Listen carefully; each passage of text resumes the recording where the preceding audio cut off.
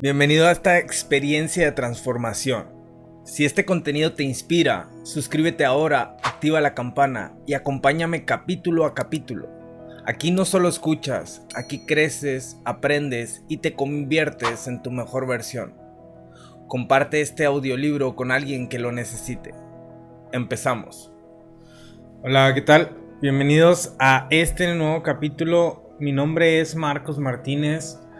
Voy a tener el gusto de continuar leyendo este capítulo número 18 del libro llamado Teología Sistemática. Este capítulo sobre lo que trata es sobre la oración. Muy bien. 5. El papel del Espíritu Santo en nuestra oración. En Romanos 8:26 al 27, Pablo dice: asimismo, en nuestra debilidad el Espíritu acude a ayudarnos. No sabemos qué pedir, pero el Espíritu mismo intercede por nosotros con gemidos que no pueden expresarse con palabras.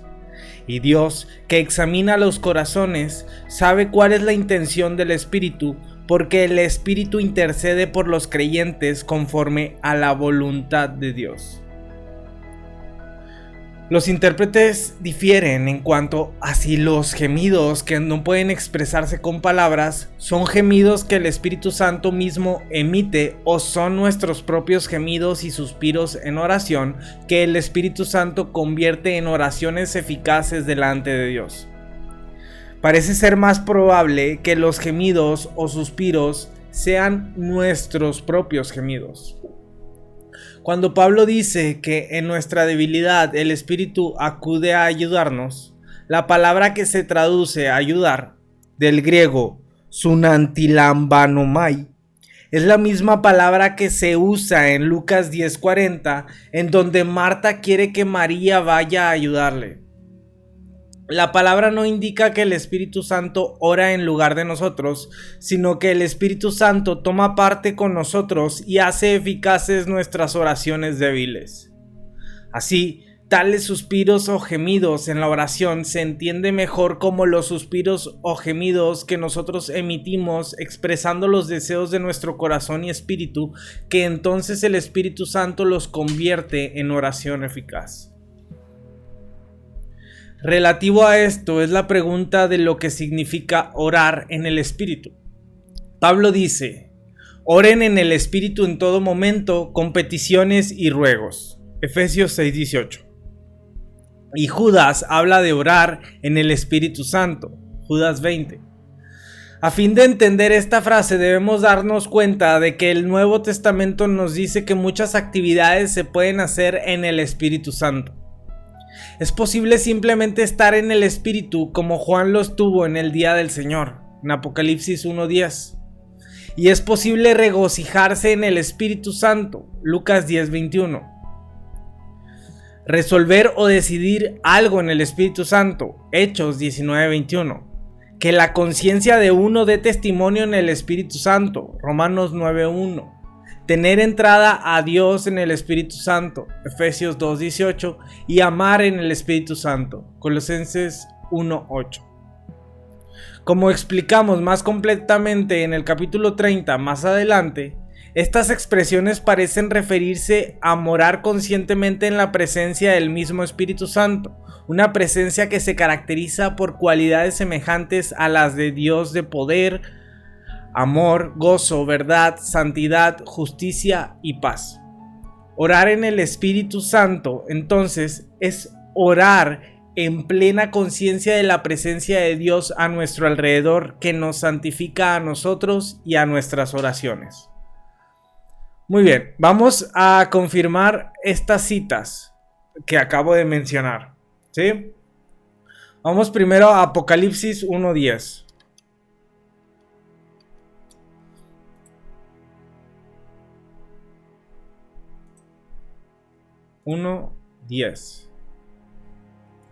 Dale un traguito al café.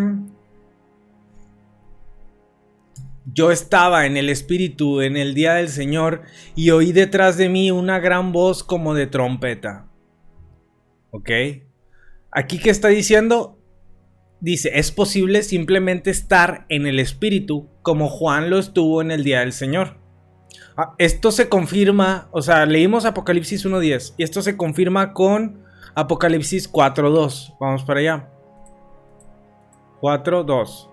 Y al instante yo estaba en el Espíritu, y he aquí un trono establecido en el cielo y en el trono uno sentado. Ok. Ahora, es posible regocijarse en el Espíritu Santo. Vamos a Lucas 10:21.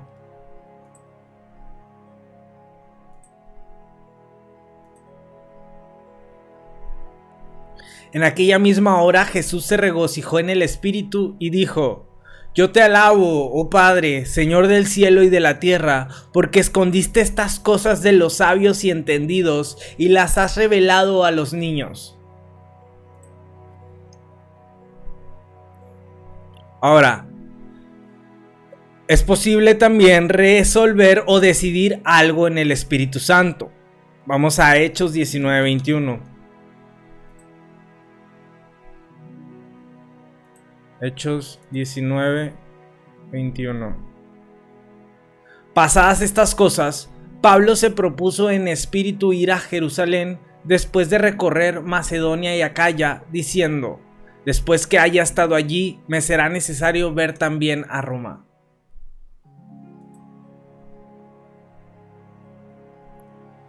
También es posible que la conciencia de uno dé testimonio en el Espíritu Santo. Romanos 9:1. Vamos para allá.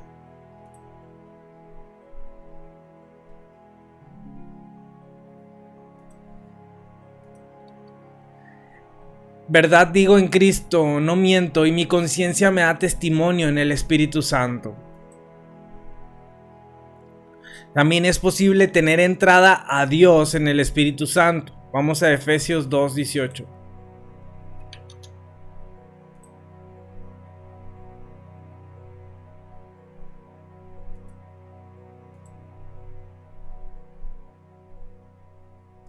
Porque por medio de él los unos y los otros tenemos entrada por un mismo espíritu al Padre. Y también es posible amar en el Espíritu Santo. Vamos a Colosenses 1:8.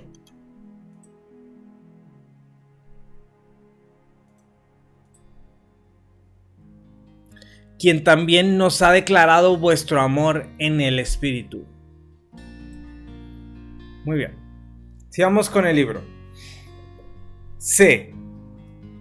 Algunas consideraciones importantes en la oración eficaz. La Biblia indica algunas consideraciones que hay que tomar en cuenta para ofrecer la clase de oración que Dios desea de nosotros. Voy a confirmar que se esté grabando. Sí. Ahí está. 1. Hay que orar conforme a la voluntad de Dios. Juan nos dice: esta es la confianza que tenemos al acercarnos a Dios, que si pedimos conforme a su voluntad, Él nos oye. Y si sabemos que Dios oye todas nuestras oraciones, podemos estar seguros de que ya tenemos lo que le hemos pedido. Primera de Juan 5, versículos 14 y 15. Jesús nos enseña a orar: hágase tu voluntad, en Mateo 6:10. Y él mismo nos da un ejemplo al orar en el jardín del Getsemaní, donde dice: pero no sea lo que yo quiero, sino lo que quieres tú. Mateo 26:39. Pero, ¿cómo sabemos cuál es la voluntad de Dios cuando oramos? Si el asunto por el que estamos orando se menciona en algún pasaje de la Biblia en el que Dios nos da un mandamiento o una declaración directa de su voluntad, la respuesta a esta pregunta es fácil. Su voluntad es que obedezcamos su palabra y guardemos sus mandamientos. Debemos procurar obediencia perfecta a la voluntad moral de Dios en la tierra para que se haga la voluntad de Dios en la tierra como en el cielo. Mateo 6:10. Por esto el conocimiento de la Biblia es una ayuda tremenda en la oración, pues nos capacita para seguir el patrón de los primeros cristianos que citaban la Biblia al orar. Vamos a Hechos 4, 25 y 26.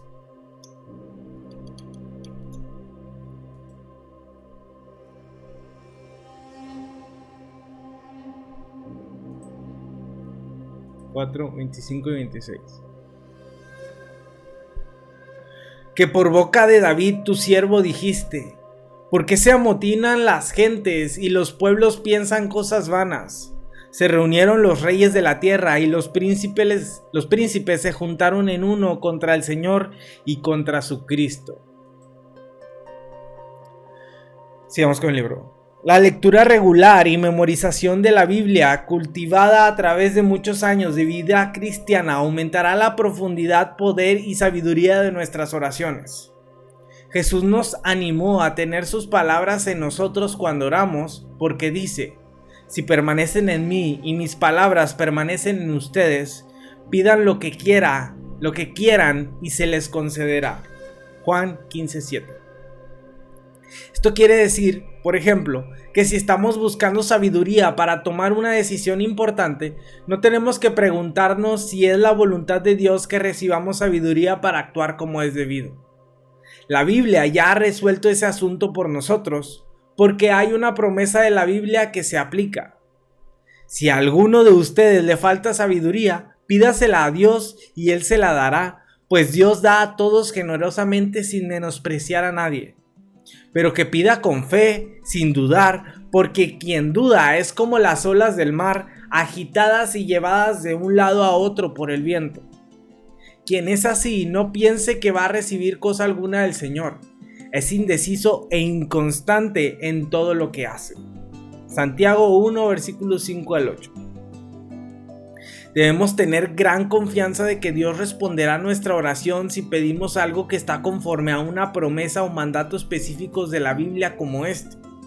En tales casos, sabemos cuál es la voluntad de Dios porque Él nos la ha dicho y solo tenemos que orar creyendo que Él va a responder. No obstante, hay muchas otras situaciones en la vida en donde no sabemos cuál es la voluntad de Dios. Tal vez no estemos seguros, porque ninguna promesa o mandato de la Biblia se aplica si es la voluntad de Dios que obtengamos el trabajo que hemos solicitado o que ganemos una competencia atlética en la que estamos participando, oración común entre los niños especialmente, o que se nos elija para algún cargo en la iglesia y cosas por el estilo. En todos estos casos, debemos echar mano a todos los pasajes de la Biblia que comprendamos, tal vez para que nos den algunos principios generales dentro de los cuales podemos hacer nuestra oración. Pero más allá de esto, a menudo debemos reconocer que simplemente no sabemos cuál es la voluntad de Dios. En tales casos, debemos pedirle una mayor comprensión y luego orar por lo que nos parezca mejor e indicarle al Señor por qué, según lo que entendemos de la situación en ese momento, lo que estamos orando nos parece lo mejor. Pero siempre está bien añadir, bien sea explícitamente o por lo menos en actitud de corazón: no obstante, si estoy equivocado al pedir esto y si esto no te agrada, haz lo que a tu parecer sea mejor. O más sencillamente, si es tu voluntad. A veces Dios nos concederá lo que hemos pedido, a veces nos dará una comprensión más honda o cambiará nuestro parecer de modo que seremos guiados a pedir algo diferente. A veces no nos concederá nuestra petición y simplemente nos indicará que debemos someternos a su voluntad. Vamos a 2 Corintios 12, versículos 9 y 10. Se me hace que es donde le dice a Pablo que te baste mi gracia. A ver si me quedo en ridículo. A ver, 2 Corintios 12. Oh.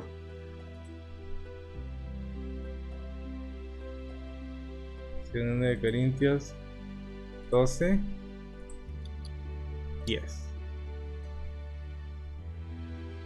Ay, me pasé demasiado.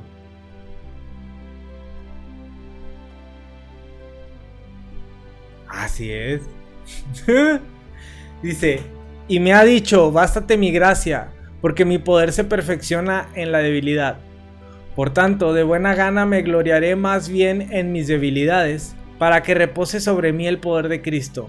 Por lo cual, por amor a Cristo, me gozo en las debilidades, en afrentas, en necesidades, en persecuciones, en angustias, porque cuando soy débil, entonces soy fuerte. Muy bien. Algunos cristianos objetan que añadir la frase "si es tu voluntad" a nuestras oraciones destruye nuestra fe. Lo que en realidad expresa es incertidumbre en cuanto a si lo que estamos pidiendo en oración es la voluntad de Dios o no. Es apropiado cuando de veras no sabemos cuál es la voluntad de Dios. Pero en otras ocasiones esto no sería apropiado. Pedir que Dios nos dé sabiduría para tomar una decisión y luego decir "si es tu voluntad darme sabiduría en esto" sería inapropiado, porque sería decir que no creemos lo que Dios quiso decir cuando dijo en Santiago 1, versículos 5 a 8, que pidamos con fe y que Él concedería nuestra petición. Voy a tomar café. Incluso cuando se aplica un mandamiento o promesa de la Biblia, puede haber matices de aplicación que al principio no entendemos plenamente. Por consiguiente, es importante que en nuestra oración, que no solo le hablemos a Dios, sino también que le escuchemos. Debemos frecuentemente traer una petición a Dios y luego esperar en silencio ante Él. En esos tiempos de espera en el Señor, Dios puede cambiar los deseos de nuestro corazón, darnos mayor comprensión de la situación que estamos orando, concedernos más comprensión de su palabra, traer a nuestra mente un pasaje de la Biblia que nos permita orar más eficazmente, impartirnos un sentido de seguridad de lo que es su voluntad o aumentar grandemente nuestra fe para que podamos orar con mucha mayor confianza. Ok, aquí hay unas citas. Salmos 27:14, 38:15 y 130, versículos 5 y 6. Muy bien. Salmos 27:14. Vamos para allá. Salmos 27:14. Aguarda a Jehová, esfuérzate y aliéntese tu corazón. Sí, espera a Jehová. Vamos a Salmos 38:15. 38:15. Porque en ti, oh Jehová, he esperado. Tú responderás, Jehová Dios mío. Ahora vamos a Salmos 130, versículos 5 y 6.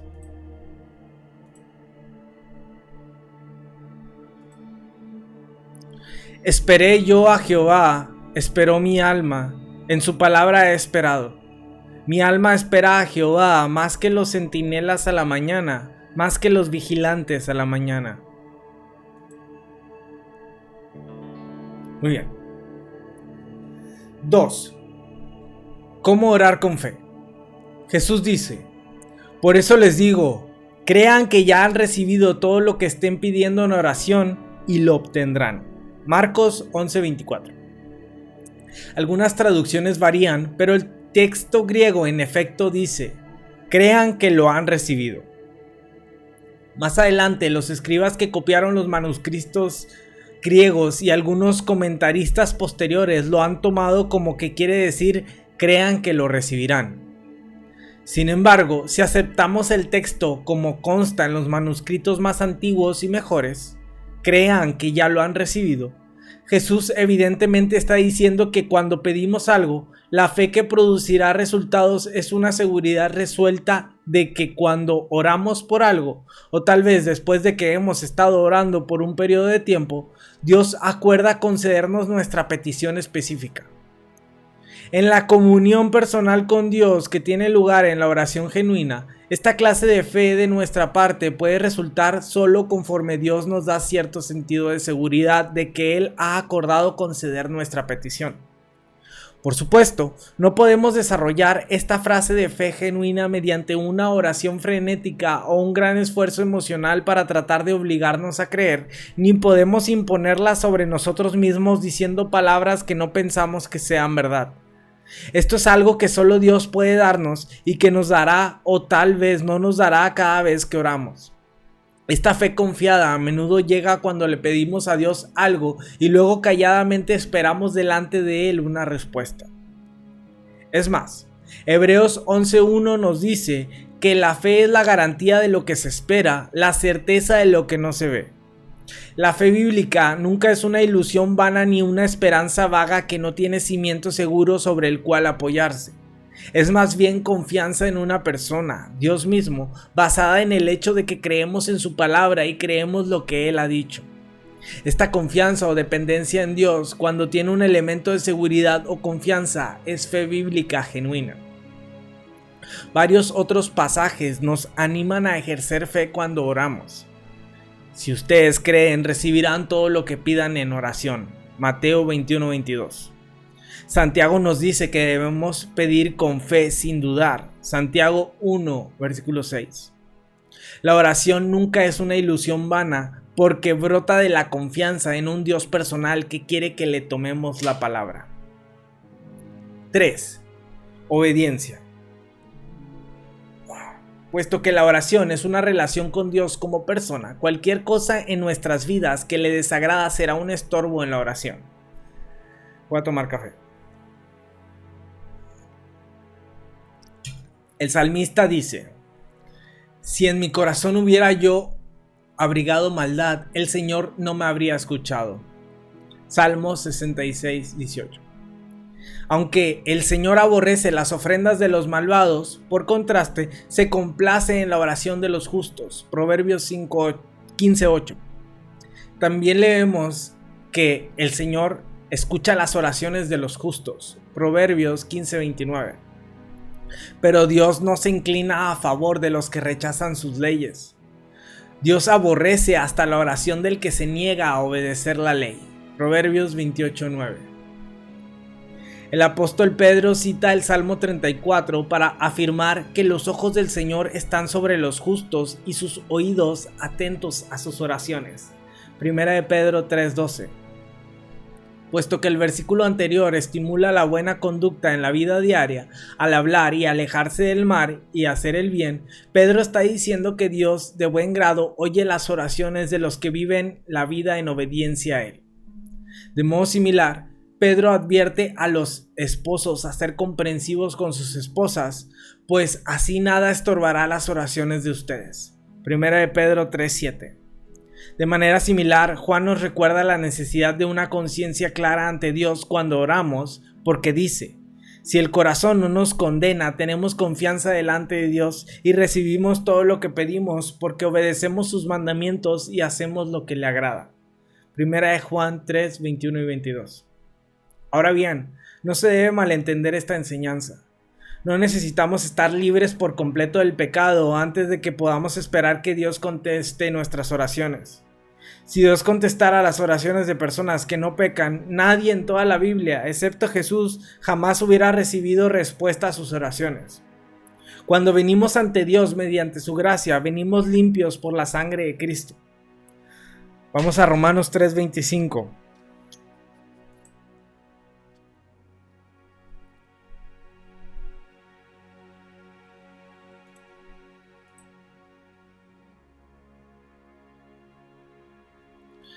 A quien Dios puso como propiciación por medio de la fe en su sangre para manifestar su justicia a causa de haber pasado por alto en su paciencia los pecados pasados.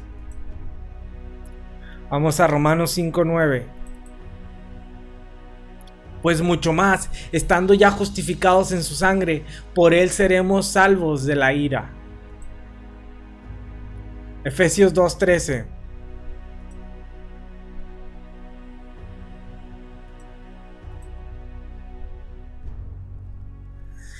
Pero ahora en Cristo Jesús, vosotros que en otro tiempo estabais lejos, habéis sido hechos cercanos por la sangre de Cristo. Hebreos 9:14, vamos. Sí es Hebreos, ¿verdad? Sí, Hebreos 9:14.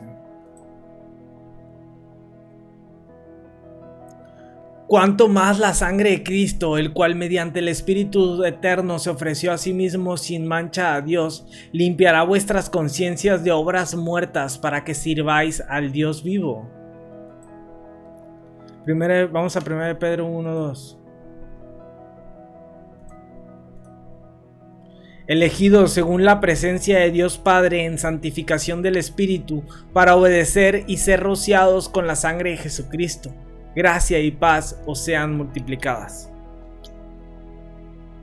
Sigamos con el libro. Pero no debemos descuidar el énfasis bíblico en la santidad personal de la vida. La oración y una vida santa van juntas.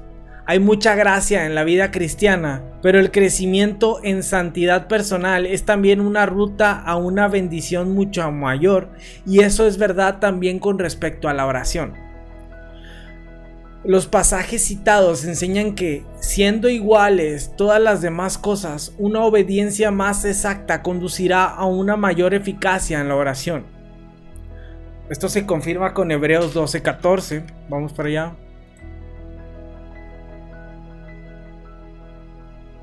Creo que ya lo leí.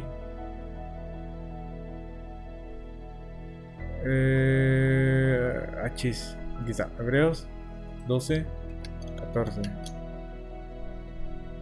Seguid la paz con todos y la santidad, sin la cual nadie verá al Señor. Ahora vamos a Santiago 4, versículos 3 y 4.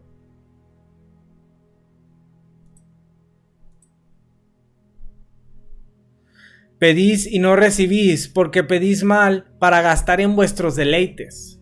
Oh almas adúlteras, ¿no sabéis que la amistad del mundo es enemistad contra Dios? Cualquiera, pues, que quiera ser amigo del mundo, se constituye enemigo de Dios. 4. Confesión de pecados. Debido a que nuestra obediencia a Dios nunca es perfecta en esta vida, continuamente dependemos de que nos perdone nuestros pecados. La confesión de pecados es necesaria a fin de que Dios nos perdone en el sentido de restaurar su relación diaria con nosotros. Vamos a Mateo 6:12.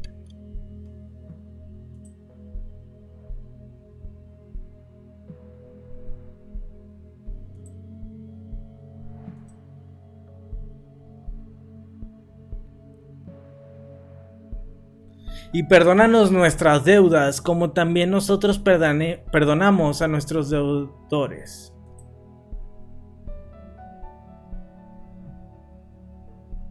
Ahora vamos a 1 Juan 1:9.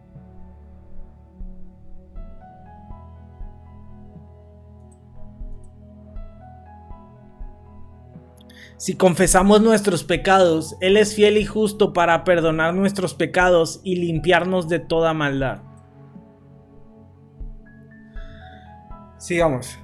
Es bueno al orar confesarle al Señor todo pecado conocido y pedirle su perdón.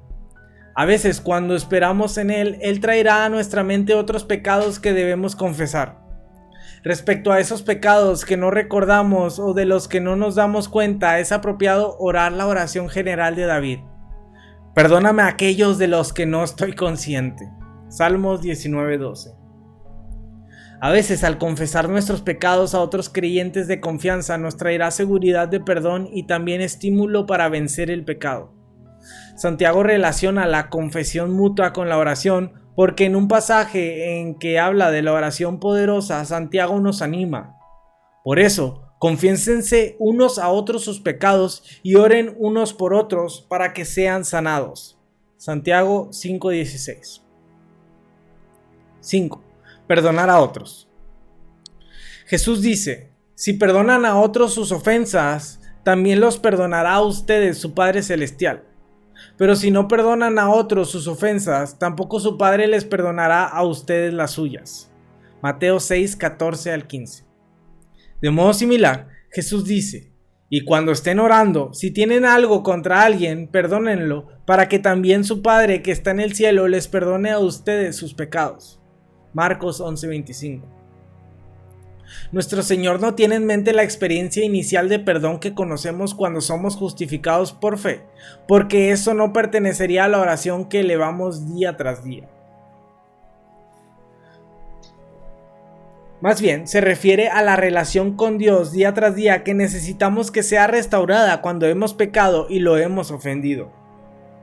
De hecho, Jesús nos ordena integrar en nuestras oraciones una petición de que Dios nos perdone, de la misma manera que nosotros hemos perdonado a otros que nos han hecho daño, en el mismo sentido de relación personal de perdonar.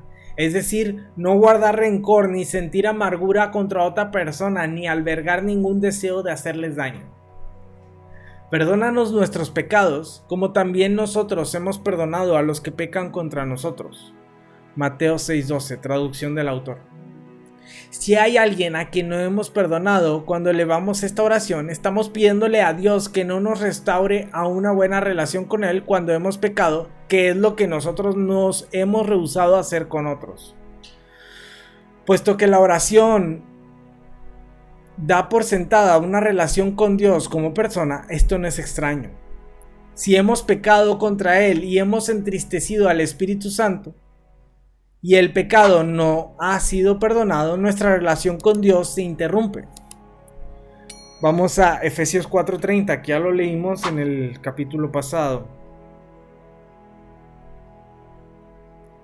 A ver. Bueno, en la primera parte. Efesios 4:30. No contristéis al Espíritu Santo. Y no contristéis al Espíritu Santo de Dios, con el cual fuisteis sellados para el día de la redención. Ahora vamos a Isaías 59, versículos 1 y 2.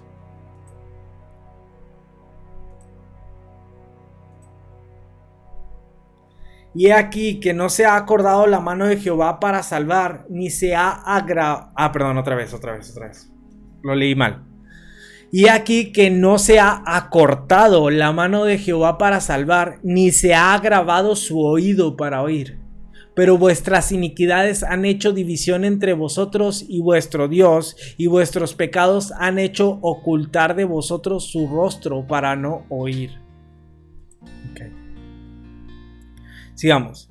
Mientras el pecado no sea perdonado y las relaciones restauradas, la oración será, por supuesto, difícil. Es más, si tenemos falta de perdón contra alguien, no estamos actuando de una manera que agrada a Dios o que nos beneficie. Por eso Dios declara que Él se alejará de nosotros hasta que perdonemos a los demás. ¡Wow! Me está cayendo el saco, ¿eh? Y creo que a muchos de los que estén escuchando esto. ¿Cuánto llevamos grabado? A ver... llevamos bien poquillo. Sigamos. Hay que preservar en oración. Aquí está. 6. Humildad.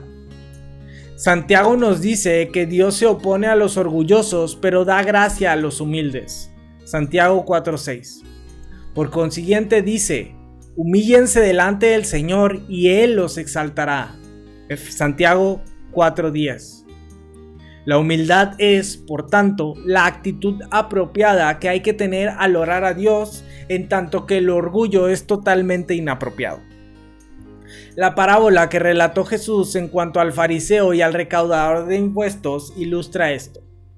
Cuando el fariseo se levantó a orar, se jactaba: «Oh Dios, te doy gracias porque no soy como otros hombres, ladrones, malhechores, adúlteros, ni mucho menos como ese recaudador de impuestos. Ayuno 2 veces a la semana y doy la 10ª parte de todo lo que recibo». Lucas 18:11 al 12. Al contrario, el humilde recaudador de impuestos ni siquiera se atrevía a alzar la vista al cielo, sino que se golpeaba el pecho y decía: «Oh Dios, ten compasión de mí, que soy pecador». Lucas 18:13.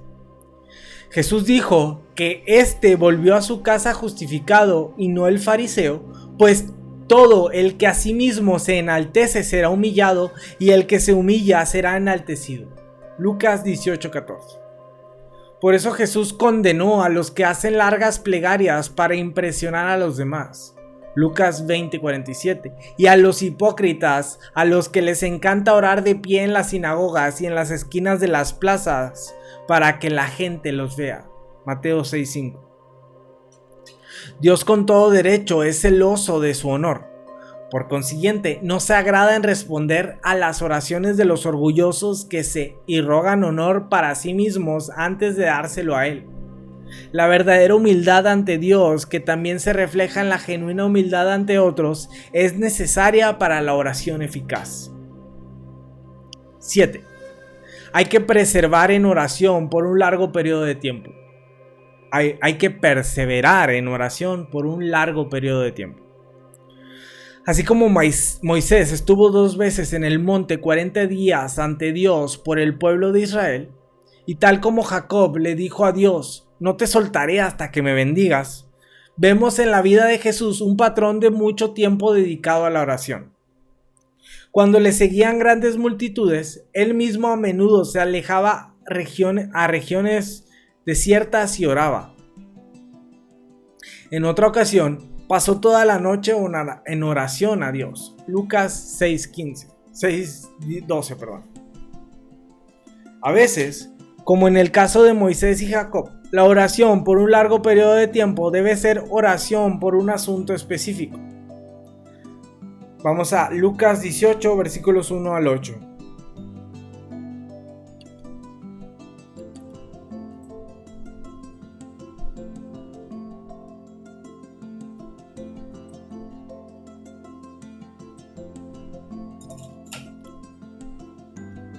Parábola de la viuda y el juez injusto. También les refirió Jesús una parábola sobre la necesidad de orar siempre y no desmayar, diciendo: había en una ciudad un juez que ni temía a Dios ni respetaba a hombre. Había también en aquella ciudad una viuda, la cual venía a él diciendo: hazme justicia de mi adversario. Y él no quiso por algún tiempo, pero después de esto dijo dentro de sí: aunque ni temo a Dios ni tengo respeto a hombre, sin embargo, porque esta viuda no me es molesta, le haré justicia, no sea que viniendo de continuo me agote la paciencia. Y dijo el Señor: oíd lo que dijo el juez injusto. ¿Y acaso Dios no hará justicia a sus escogidos que claman a él día y noche? ¿Se tardará en responderles? Os digo que pronto les hará justicia. Pero cuando venga el Hijo del Hombre, ¿hallará fe en la tierra?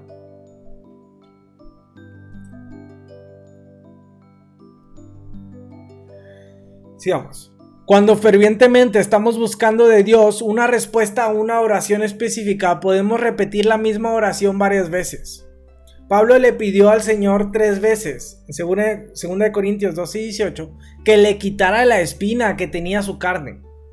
Jesús mismo, cuando estuvo en el jardín del Getsemaní, le pidió al Padre: no me hagas beber este trago amargo, pero no sea lo que yo quiero, sino lo que quieres tú. Marcos 14:36. Luego, después de haber vuelto y hallado a sus discípulos durmiendo, Jesús oró de nuevo y elevó la misma petición con las mismas palabras. Una vez más se retiró e hizo la misma oración. Marcos 14:39. Estas son instancias de repetición ferviente en la oración, por una necesidad que se siente hondamente.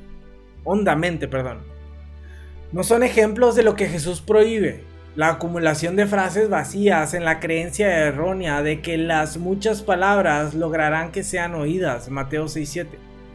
Hay también un elemento de comunión continua con Dios al orar por un largo tiempo.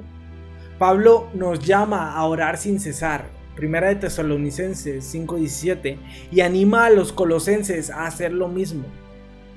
Cito: dedíquense a la oración, perseveren en ella con agradecimiento. Colosenses 4:2.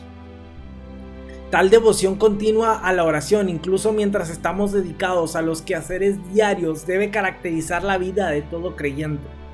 Los apóstoles son un ejemplo aleccionador. Ellos se desembarazaron de otras responsabilidades a fin de dedicar tiempo a la oración. Así nosotros nos dedicaremos de lleno a la oración y al ministerio de la palabra. Hechos 6:4. 8. Hay que orar fervientemente. Jesús mismo, que es nuestro modelo de oración, oraba fervientemente. En los días de su vida mortal, Jesús ofreció oraciones y súplicas con fuerte clamor y lágrimas al que podía salvarlo de la muerte, y fue escuchado por su reverente sumisión. Hebreos 5:7. En algunas de las oraciones de la Biblia casi podemos oír la gran intensidad con que los santos derramaban su corazón delante de Dios. Daniel clamaba: Señor, escúchanos. Señor, perdónanos. Señor, atiéndenos y actúa. Dios mío, haz honor a tu nombre y no tardes más. Tu nombre se invoca sobre tu ciudad y sobre tu pueblo. Daniel 9:19. Cuando Dios le mostró a Amós el castigo que iba a derramar sobre su pueblo, Amós suplicó: Señor mi Dios, te ruego que perdones a Jacob. ¿Cómo va a sobrevivir si es tan pequeño? Amós 7:2. En las relaciones personales, si intentamos fingir intensidad emocional y ponernos una máscara de emoción que no concuerda con lo que de veras sentimos, los demás por lo general percibirán nuestra hipocresía al instante y eso los desilusionará. Cuánto mucho más es esto verdadero en cuanto a Dios, que conoce plenamente nuestros corazones. Por consiguiente, la intensidad y profundidad de la emoción en la oración nunca debe ser fingida. No podemos engañar a Dios. Sin embargo, si verdaderamente empezamos a ver las circunstancias como Dios las ve y empezamos a ver las necesidades de un mundo que sufre y que se muere tal como realmente son, será natural orar con intensa participación emocional y esperar que Dios, como Padre misericordioso, responda a una oración sincera. Cuando una oración tan intensamente sentida haya expresión en reuniones de oración, los cristianos ciertamente deben aceptar y dar gracias por ella, porque a menudo indica una profunda obra del Espíritu Santo en el corazón de la persona que está orando. 9. Hay que esperar en el Señor. Voy a tomar café.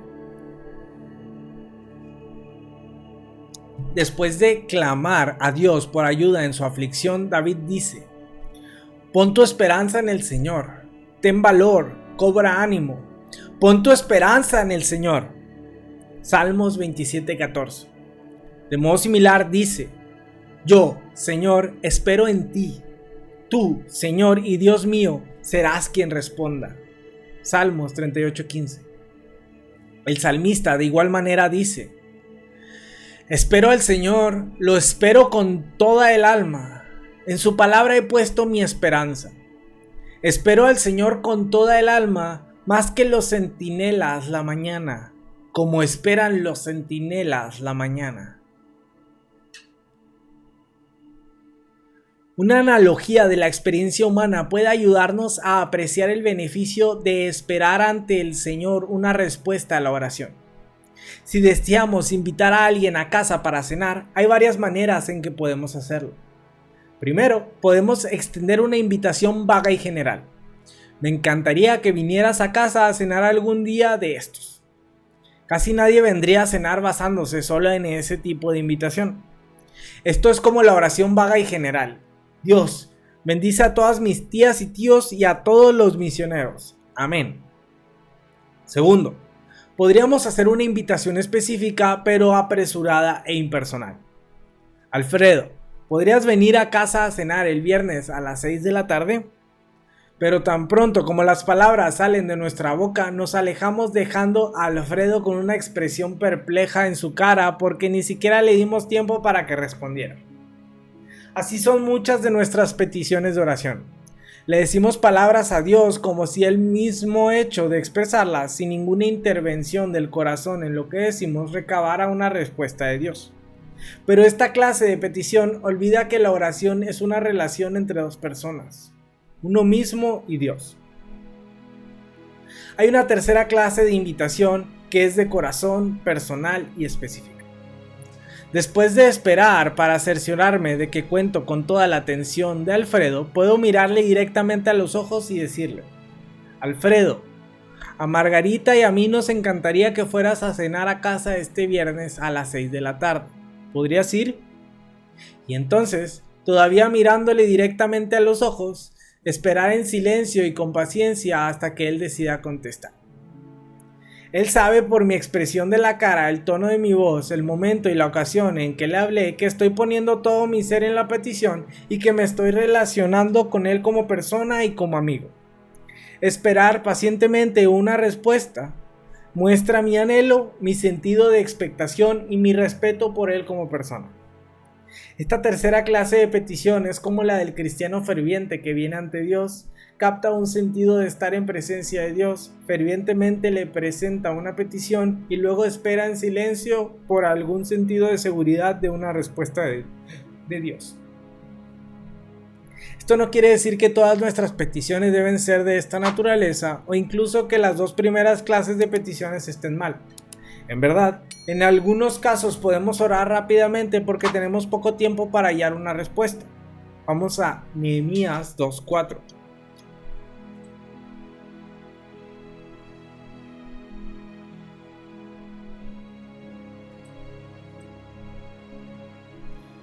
Me dijo el rey, ¿qué cosa pides?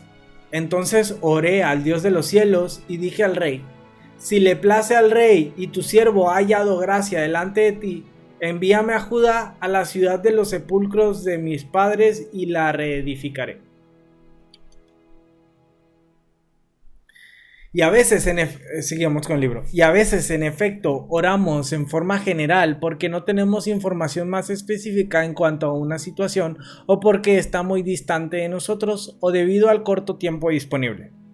Pero el material en la Biblia sobre la oración ferviente y en cuanto a esperar en el Señor y el hecho de que la oración es una comunicación personal entre nosotros y Dios, en efecto indica que las oraciones tales como la tercera clase de petición son mucho más profundas y sin duda recabarán muchas más respuestas de Dios. 10. La oración en privado. Daniel subía a su dormitorio y allí se arrodillaba y se ponía a orar y a alabar a Dios, pues tenía por costumbre orar 3 veces al día. Daniel 6:10. Jesús con frecuencia se iba a lugares solitarios para estar a solas y orar. También nos enseña, pero tú, cuando te pongas a orar, entra en tu cuarto, cierra la puerta y ora a tu Padre que está en lo secreto. Así tu Padre que ve en lo secreto,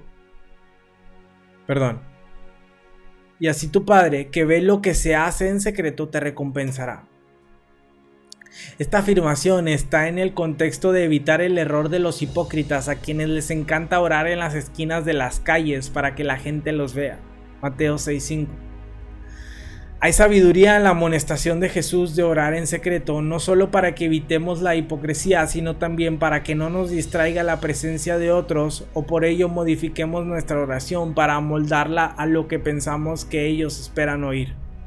Cuando estamos verdaderamente a solas con Dios en lo privado de un cuarto en donde hemos cerrado la puerta, Mateo 6:6, entonces podemos derramar ante Él nuestros corazones. La necesidad de orar en privado.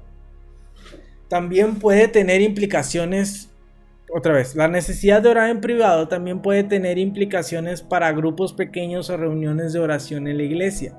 Cuando los creyentes se reúnen para buscar fervientemente al Señor respecto a algún asunto específico, a menudo es útil si pueden estar en lo privado de un hogar donde se cierra la puerta y colectivamente pueden clamar a Dios. Al parecer, esta era la manera en que los primeros cristianos oraban cuando estaban suplicando fervientemente a Dios por la liberación de Pedro que estaba en la cárcel. Vamos a Hechos 12:5.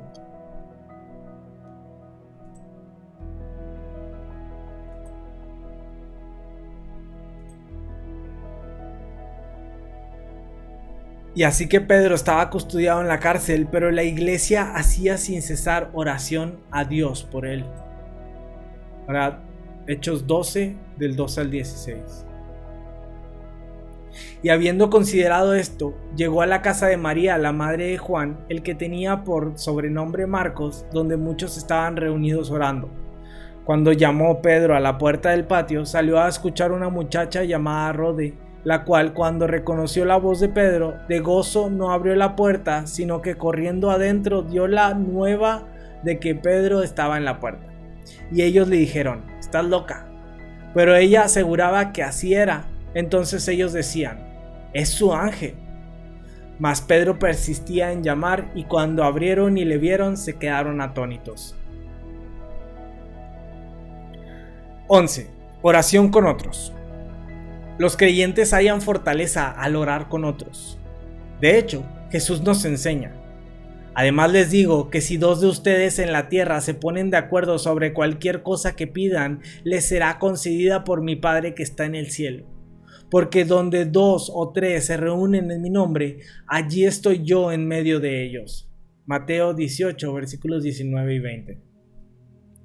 Hay muchos otros ejemplos en la Biblia de creyentes que oraron juntos y en donde una persona guió a toda la congregación en oración. Note la oración de Salomón en presencia de toda la asamblea de Israel, en la dedicación del templo en Primera de Reyes 8, 22 al 53, o la oración de la iglesia primitiva en Jerusalén cuando alzaron unánimes la voz en oración a Dios, Hechos 4, 24. Incluso al Padre Nuestro lo pone en plural, nos dice, no dice, dame hoy mi pan cotidiano, sino, danos hoy nuestro pan cotidiano y perdónanos nuestros pecados y no nos guíes a la tentación, sino líbranos del mal. Mateo 6, versículos 11 al 13. Traducción del autor. Orar con otros, entonces, es correcto y a menudo aumenta nuestra fe y la eficacia de nuestras oraciones. Muy bien, hasta aquí voy a dejar el capítulo de hoy. Esta es la segunda parte del capítulo 18. Muchas gracias por escuchar y pues hasta la próxima. Los amo. Gracias por llegar hasta el final. Si este capítulo te habló al corazón o te dio una nueva perspectiva, dale like, comparte y suscríbete si aún no lo has hecho. Sigue con el siguiente episodio y no pares tu proceso de transformación. Recuerda, la constancia es el puente hacia el cambio real. Nos escuchamos en el próximo capítulo.